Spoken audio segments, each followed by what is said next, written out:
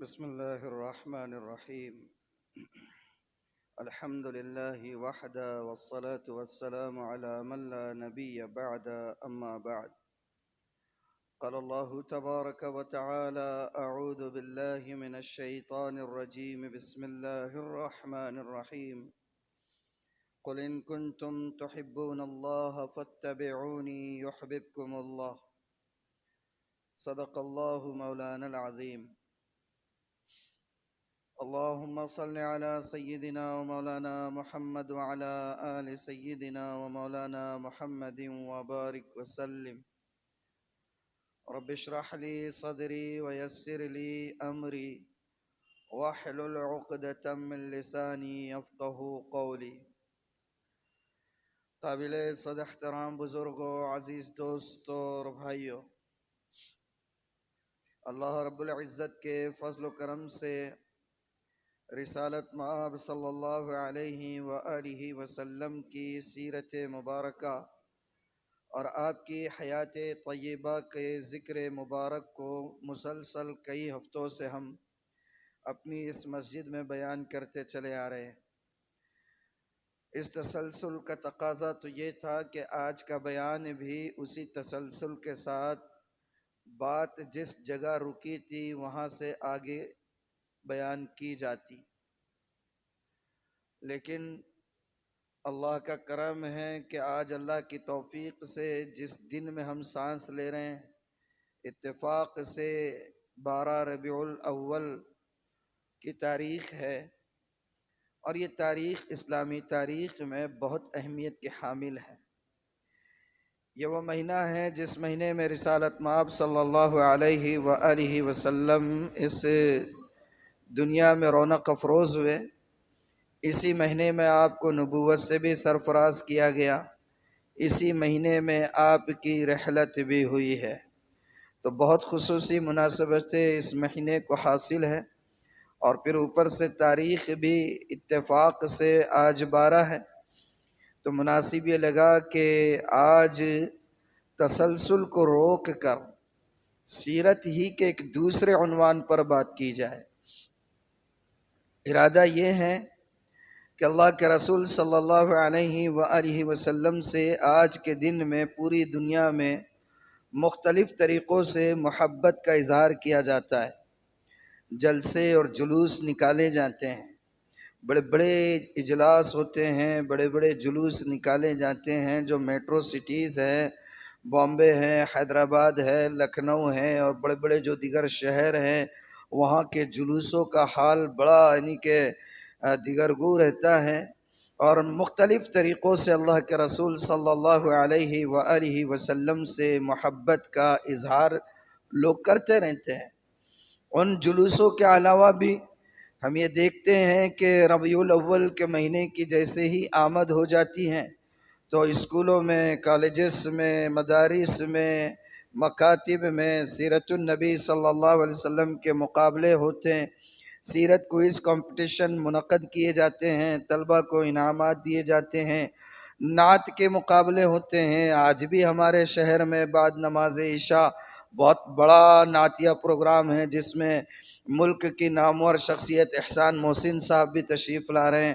تو عام طور پر ربیع الاول کا مہینہ آتا ہے تو یہ سارے محبت کے مظاہر ہونے شروع ہو جاتے ہیں، تو مجھے لگا کہ بات تو سیرت ہی کی ہے، تسلسل جو ہمارا چلا آ رہا تھا اس کو روک کر سیرت کے اس عنوان پر ذرا آپ کے سامنے گفتگو کر دی جائے کہ محبت کے جو مظاہر عام طور پر ہم پیش کرتے ہیں، کیا یہ محبت کے دعوے ان مظاہر کے پیش کر دینے سے سچ ثابت ہو جاتے ہیں، یا محبت کے اپنے کچھ تقاضے بھی ہیں؟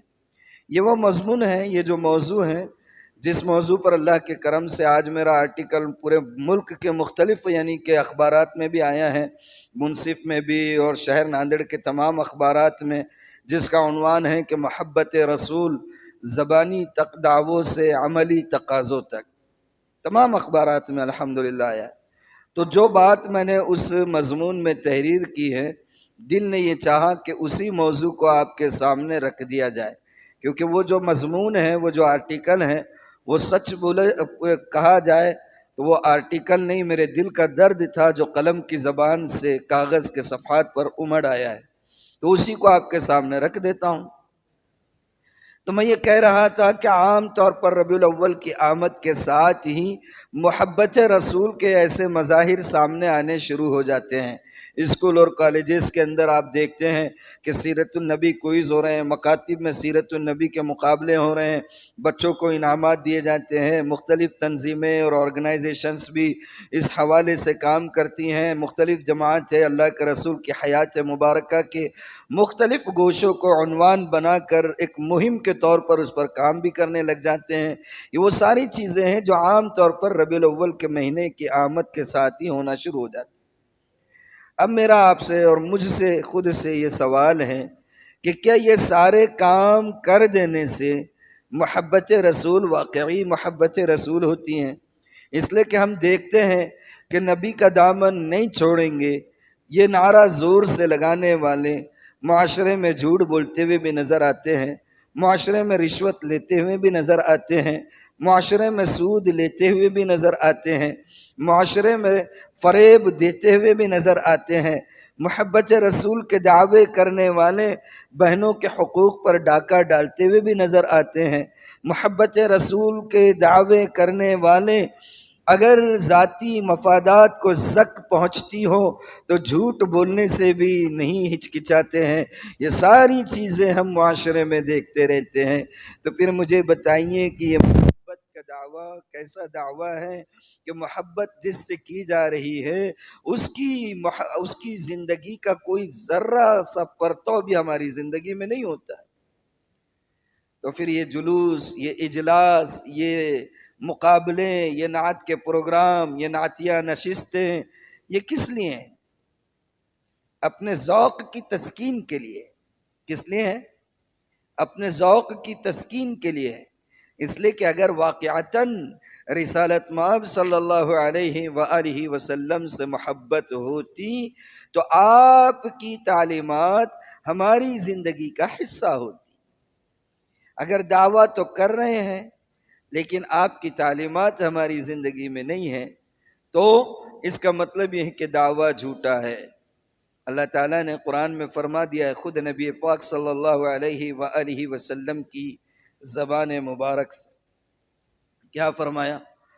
فرمایا قل ان کنتم تحبون اللہ فاتبعونی، اے پیغمبر ان سے کہہ دیجئے کہ اگر آپ اللہ سے محبت کرتے ہو، اللہ کے نام لیوا ہو، اللہ کی توحید کا اقرار کرتے ہو، اپنے مسلمان ہونے پر فخر کرتے ہو، تو پیغمبر ان سے کہہ دیجئے قل ان کنتم تحبون اللہ فاتبعونی، اگر اللہ سے محبت ہے تو میری اطاعت، میری اتباع ضروری ہے۔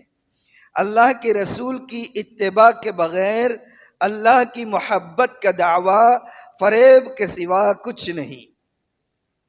اللہ کے رسول کی اتباع کے بغیر محبت کا دعویٰ فریب اور دھوکے کے سوا کچھ بھی نہیں ہے۔ اگر اللہ اور اس کے رسول سے محبت ہے تو اللہ اور اس کے رسول کی تعلیمات کا پرتو زندگی کا حصہ ہونا ضروری ہے۔ اب ہمیں کیسا پتہ چلے گا کہ ہم جو دعوے کرتے ہیں اللہ کے رسول سے محبت کے، تو وہ محبت کے دعووں میں ہم سچے ہیں یا نہیں ہیں؟ اس کا پتہ کیسے چلے گا؟ وہ کسوٹی کہاں سے لائیں گے آپ؟ آسان ہے، آسان ہے، بہت آسان ہے۔ ہمیں دیکھنا ہوگا کہ محبت رسول کے تقاضے کیا ہے، محبت رسول کے تقاضے کیا ہے۔ اگر رسول اللہ سے محبت ہے تو اس محبت کے تقاضے کیا ہیں، ان کو ہم پورا کر رہے ہیں یا نہیں کر رہے ہیں؟ پہلا تقاضا تو یہی ہے، اتباع ہونا چاہیے۔ اللہ کے رسول صلی اللہ علیہ وآلہ وسلم نے جب اپنی دعوت کا آغاز کیا تو پورا مکہ آپ کے خلاف ہو گیا، پورا مکہ آپ کے خلاف ہو گیا۔ آپ کا وہ چاچا جس نے آپ کی پیدائش کی خبر دینے والی باندی کو دور ہی سے یہ سن کر کہ آپ کو بھتیجا ہوا انگلی کے اشارے سے باندی کو آزاد کر دیا تھا، وہ چچا بھی پیغام حق جب آپ نے سنایا تو آپ کا مخالف ہو گیا، سخت دشمن بن گئے۔ جی، سخت دشمن بن گئے، لیکن کسی ایک کو بھی مجال نہیں ہوئی کہ آپ کی پوری زندگی میں کوئی ایک بھی آپ کو جھوٹا کہہ سکتا۔ اب آپ دیکھیں محبت کا دعویٰ کرنے والے ہم لوگ کہ ہم اپنی زندگی میں اللہ کے رسول سے محبت کا دعویٰ کرتے ہیں، اور ہمارے نبی کی ذات وہ ہے کہ آپ کے کٹر دشمن بھی زندگی میں کبھی آپ کو جھوٹا نہیں کہہ سکے۔ اب اس آئینے میں ہم اپنے آپ کو دیکھیں، کیا ہم اگر کچھ ذاتی مفادات کہیں سے نکلنے کے امکان ہو تو اس کو حاصل کرنے کے لیے جھوٹ بولتے ہیں یا نہیں بولتے ہیں؟ رشوت دینے کے لیے، رشوت لینے کے لیے، سود دینے کے لیے، سود لینے کے لیے، منصب حاصل کرنے کے لیے، اور بڑوں کی نظر میں بڑا بننے کے لیے، چھوٹوں کی نظر میں محترم بننے کے لیے رات دن دھڑلنے سے کتنے جھوٹ بول جاتے ہیں۔ دعویٰ ہے محبت رسول کا، عمل ہے اس کے خلاف، تو یہ تو نہیں ہو سکتا ہے۔ ترسم نرسی بکعبہ عربی کہ ای راہ تو می روی بترکستان است۔ او دیہاتی، مجھے ڈر ہے تو کعبہ کبھی نہیں پہنچ سکے گا۔ ترسم نرسی بکعبہ عربی، او کبھی آپ کعبہ نہیں پہنچ سکتے۔ کیوں؟ اس لیے کہ آپ نے جس راستے کو اپنایا ہے کعبہ جانے کے لیے، وہ راستہ ترکستان جاتا ہے، سعودی عرب اور حجاز نہیں جاتا ہے۔ آپ حیدرآباد کی گاڑی میں بیٹھ کر بامبے نہیں پہنچ سکتے۔ آپ جھوٹ بول کر، دھوکہ دے کر، خیانت کر کے، غیبت کر کے، مال ہڑپ کر، قرض لے کر واپس نہیں کر کے آپ اللہ کے رسول کی محبت کا دعویٰ نہیں کر سکتے۔ اگر زبان سے کوئی بات کہہ رہے ہیں تو وہ بات عملی طور پر زندگی میں ہونا ضروری ہے۔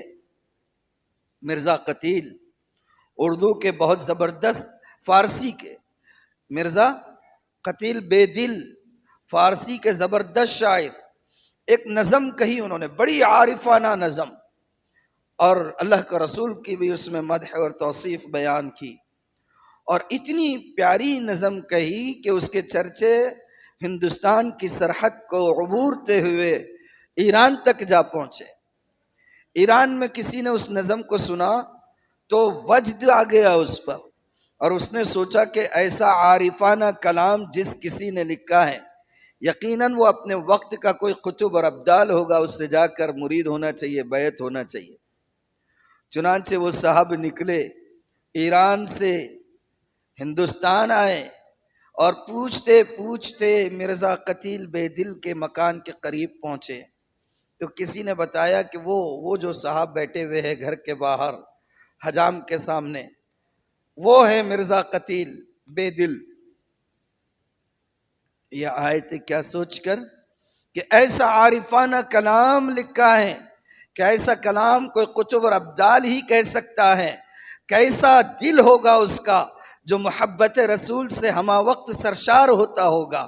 یہ سوچ کر وہ صاحب آئے، دیکھا تو مرزا صاحب گھر کے باہر ایک حجام کے سامنے بیٹھے ہوئے ہیں، اور نائی ان کی داڑھی بنا رہا ہے، نائی ان کی داڑھی بنا رہا ہے۔ تو وہ شاکڈ ہو گئے، ششدر رہ گئے، دیکھتے ہی اچنبے میں پڑ گئے، اور کہا آغا ریشمی تراشی، آغا ریشمی تراشی۔ بولے آغا صاحب یہ کیا ہے؟ داڑھی کٹوا رہے ہیں۔ تو آغا صاحب نے پتہ ہے کیا جواب دیا؟ قتیل صاحب نے کہا بلے ریشمی تراشم ولے دلے کس نمیخ تراشم، ہاں ہاں داڑھی ہی تو کاٹ رہا ہوں، کسی کا دل تھوڑی نہ چھیل رہا ہوں۔ کیا کہا؟ جیسے ہمارے پاس جواب، داڑھی کاٹ رہے، کیا تمہارا کیا ہے؟ تو انہوں نے بھی یہی جواب دیا، بھلے ریشمی تراشم ولے دلے کس نمی خراشم، کہ ہاں میں ریش تو تراش کر رہا ہوں، کسی کے دل کو نہیں خراش رہا ہوں، یعنی چھیل رہا ہوں۔ تو وہ جو صاحب آئے تھے انہوں نے کہا تھا ہاں، بولے کیوں نہیں، دلے کس نمی خراشی ولے دلے رسول اللہ خراشی، ہاں ہاں، آپ کسی اور کے دل کو نہیں چھیل رہے ہو، داڑھی کاٹ کر آپ اللہ کے رسول صلی اللہ علیہ وسلم کے قلب اطہر کو چھیل رہے ہو۔ یہ جملہ سننا تھا، مرزا قتیل کے قدموں کے نیچے سے زمین کھسک گئی۔ ان کو ریئلائز ہوا کہ میں نے تو اتنا عارفانہ کلام لکھا کہ اس کلام کو پڑھ کر اتنی دور سے صاحب آئے ہوئے ہیں اور میرا عمل اس کے خلاف ہے، میری داڑھی میں کاٹ رہا ہوں، اور اس کو دیکھ کر حیرت میں پڑ گئے۔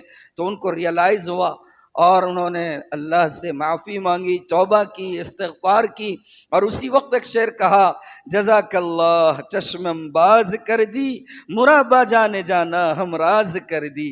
او اللہ آپ کو جزائے خیر دیں، چشمم باز کر دی، آپ نے میری آنکھوں کو کھول دیا، مرابا جانے جانا ہم راز کر دی، مجھے اپنے محبوب سے ہم راز کرا دیا آپ نے۔ اور اس کے بعد انہوں نے اپنی زندگی کو بدل دیا۔ تو محبت اگر رسول اللہ سے ہے تو اس کا پہلا تقاضا یہ ہے کہ اللہ کے رسول صلی اللہ علیہ وآلہ وسلم کی اطاعت زندگی کے ہر عمل میں ہونی ضروری ہے، تبھی دعویٰ سچا ہوگا۔ ورنہ محبت کا دعویٰ ایک فریب کے سوا کچھ نہیں، دھوکے کے سوا کچھ نہیں، لوگوں کی نظروں میں اپنے آپ کو اچھا بنانے کے سوا کچھ نہیں۔ یہ وقتی واہواہی تو مل سکتی ہیں، سوچے ہر وقت اگر اللہ نہ کرے میرا نام اعمال میرے محبوب نبی حضرت محمد صلی اللہ علیہ وسلم کی نگاہوں کے سامنے پیش کر دیا گیا تو کیا میرا نام اعمال یا میرے اعمال ایسے ہیں کہ جس کو دیکھ کر اللہ کے رسول کے قلب اطہر کو تکلیف نہیں ہوگی یا خوشی ہوگی؟ آنکھ بند کر کے ہم میں سے ہر ایک لمحے کے لیے تصور کریں، کیا ہمارے اعمال ایسے ہیں کہ اگر ان اعمال کو اللہ کے رسول کے سامنے پیش کر دیا جائے تو آپ کے قلب اطہر کو تکلیف ہوگی یا راحت پہنچے گی؟ ہاں، رزق اتنا ہی ملے گا جتنا لکھا ہے، ایک دانہ بھی کم کھا کر نہیں جائے گا انسان، اور ایک دانہ بھی زیادہ نہیں کھائے گا انسان۔ تو کیوں حرام میں پڑے، کیوں رشوت خوری میں ملوث ہو، کیوں سود بازاری میں مبتلا ہو، کیوں آخرت تباہ کرے؟ اللہ کے رسول سے محبت ہے تو اس محبت کا پرتو زندگی میں نظر آنا چاہیے۔ تو پہلا تقاضا کون سا ہے؟ اتباع۔ ہاں، دوسرا تقاضا ایک تو ہے اللہ کے رسول کے طریقوں کو اپنانا، اور اللہ قربان جائیے کوئی زندگی کا ایسا عمل میدان نہیں ہے جس میدان میں اللہ کے رسول کا نمونہ موجود نہ ہو یا اس میدان کے لیے آپ کی تعلیمات موجود نہ ہو۔ یہ ہو ہی نہیں سکتا ہے۔ اللہ نے قرآن میں صاف فرما دیا، لَقَدْ كَانَ لَكُمْ فِي رَسُولِ اللَّهِ أُسْوَةٌ حَسَنَةٌ، تمہارے لیے اللہ کے رسول کی حیات مبارکہ میں بہترین نمونہ موجود ہے۔ اب جب اللہ نے کہہ دیا ہے کہ تمہارے لیے نمونہ موجود ہے اور پرٹیکولر کسی خاص میدان کی تخصیص نہیں کی، اس کا مطلب یہ ہے کہ اللہ جانتا ہے کہ زندگی کے ہر میدان میں آپ کے اور ہمارے لیے اللہ کے رسول کی سیرت میں نمونہ موجود ہے۔ آپ اگر باپ موجود ہیں تو ابو القاسم اور ابراہیم اور عبداللہ کے والد کو آپ دیکھیں کہ ان کی زندگی کیسی تھی۔ آپ اگر بیٹے ہیں تو عبداللہ کے بیٹے کو دیکھیں، اگر آپ پوتے ہیں تو عبد المطلب کے پوتے کو دیکھیں، اگر آپ تاجر ہیں تو خدیجہ کا مال تجارت ملک شام اور ملک یمن لے جانے والے تاجر کو دیکھیے، اگر آپ سربراہ ہیں تو ریاست مدینہ کے سربراہ کو دیکھیے، اگر آپ محکوم ہیں، اگر آپ مظلوم ہیں تو شعیب ابی طالب کی گھاٹی کے اندر 3 سال تک کوارنٹائن رہنے والے مظلوم کو دیکھیے کہ کیسی زندگی تھی۔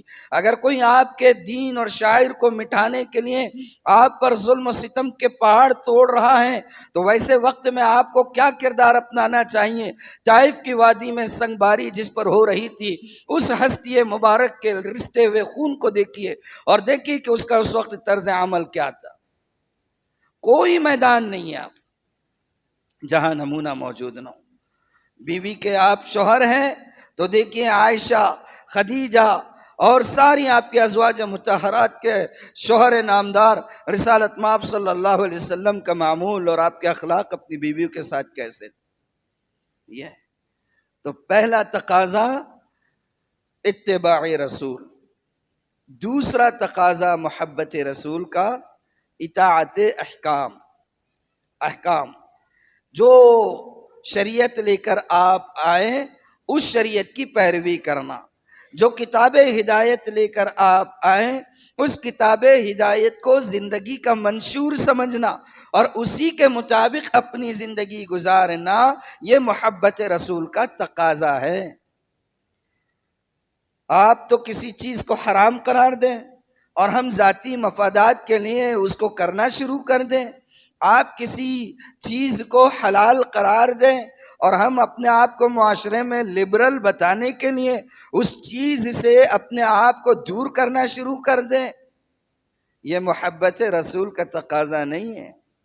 محبت رسول کا تقاضا تو یہ ہے کہ اللہ کے رسول نے جن چیزوں کو حرام قرار دیا جان چلی جائے لیکن وہ چیز ہمارے لیے حرام ہے تو حرام ہے، جس کو آپ نے جائز قرار دے دیا دنیا ادھر سے ادھر ہو جائے ہم اس سے دستبردار نہیں ہوں گے، ہم اس سے دستبردار نہیں ہوں گے۔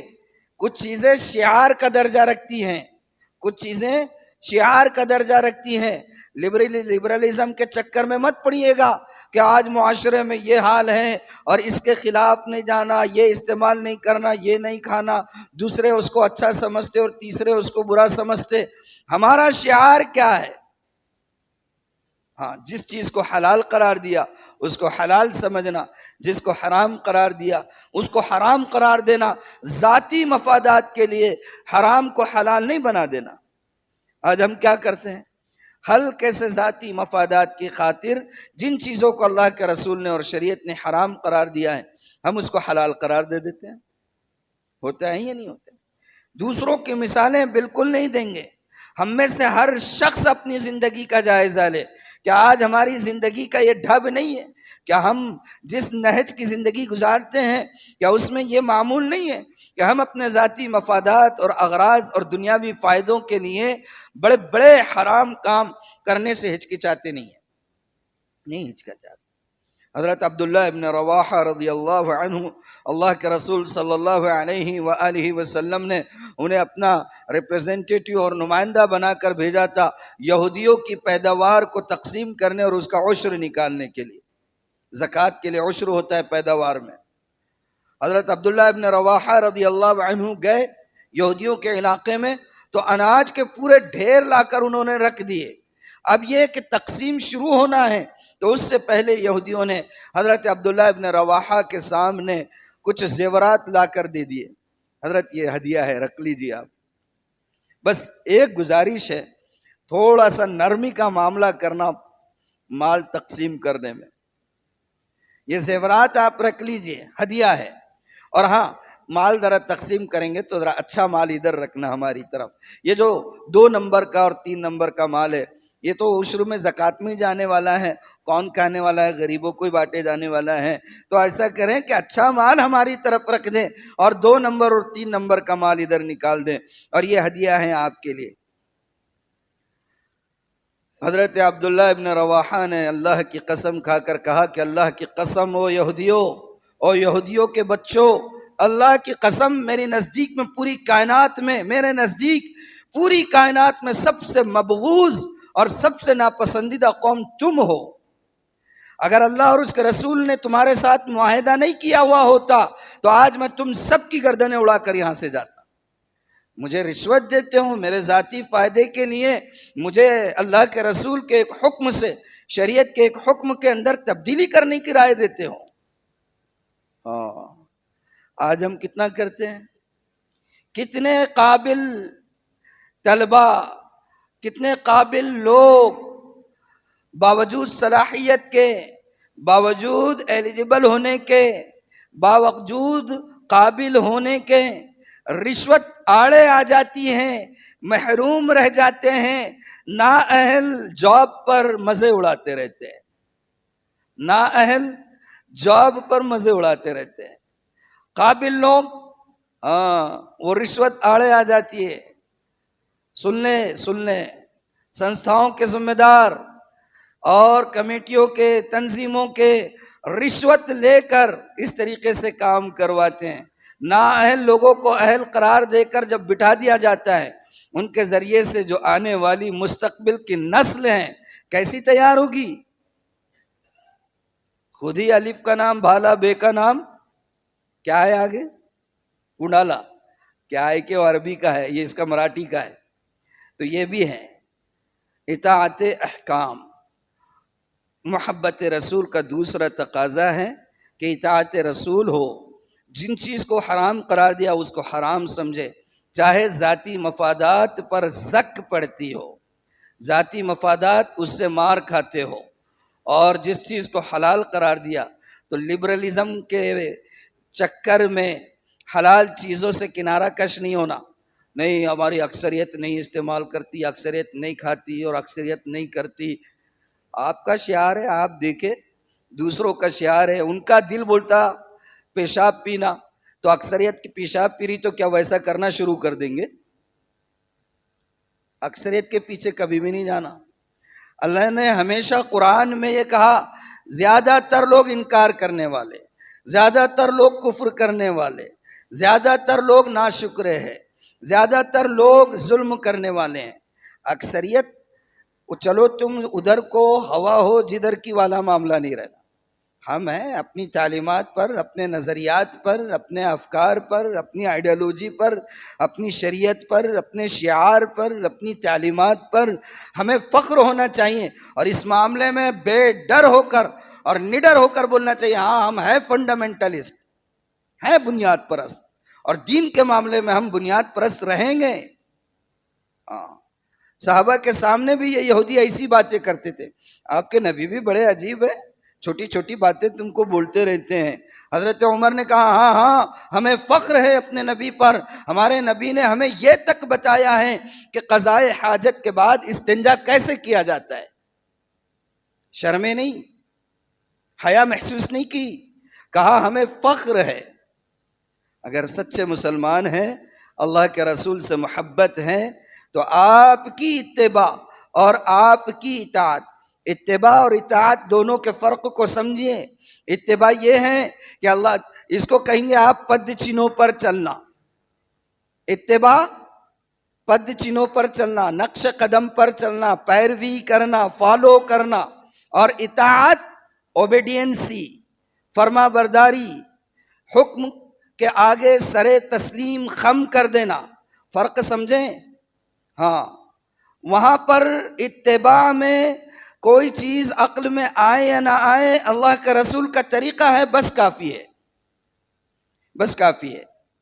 اور اطاعت جو احکامات، جو شریعت، جو تعلیمات، اللہ کی مرضیات، رسول کی مرضیات، اس کو فالو کرنا ہے.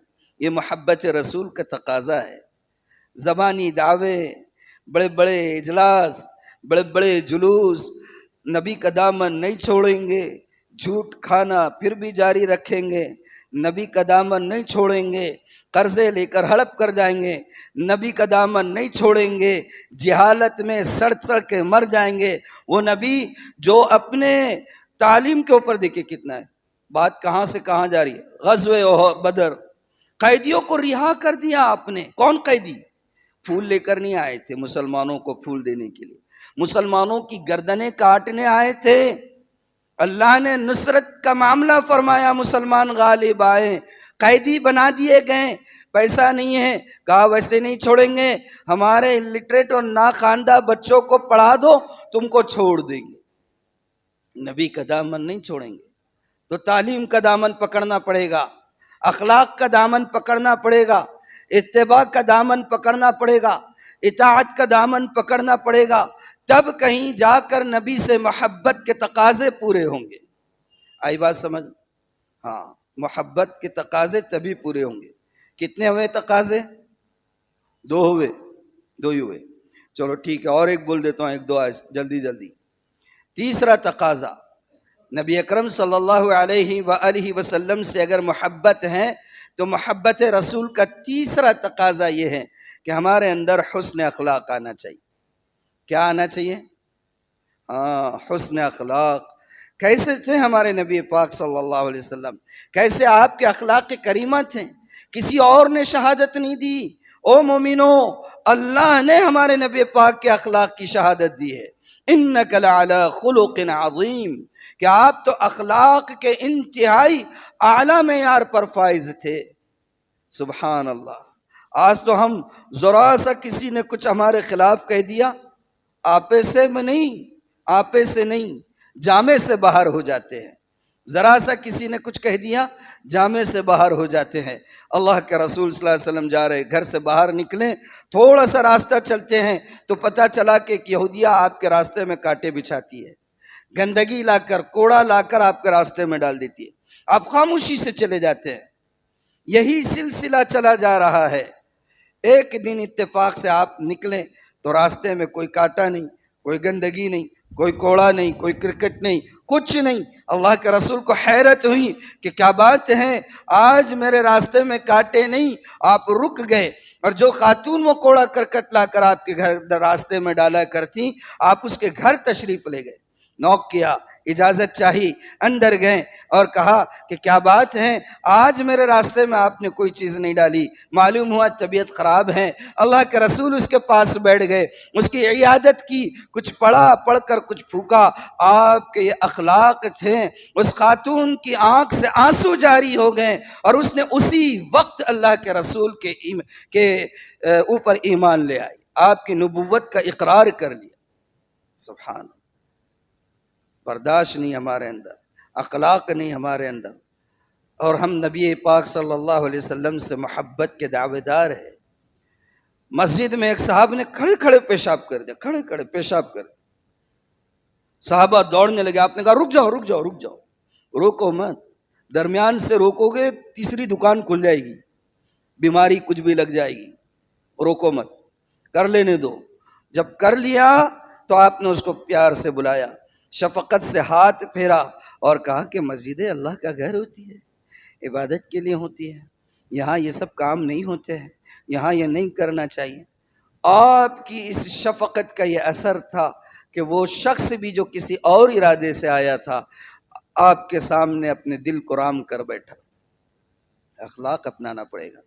آج بہت افسوس کے ساتھ کہہ رہا ہوں، بہت افسوس کے ساتھ، مسلم میجورٹی علاقے، مسلم لوکیلٹیز اور مسلمانوں کے معاشرتی یا تجارتی جو علاقے ہیں، آج ہمارے برادران وطن کے نگاہوں میں ناقابل اعتبار ہے۔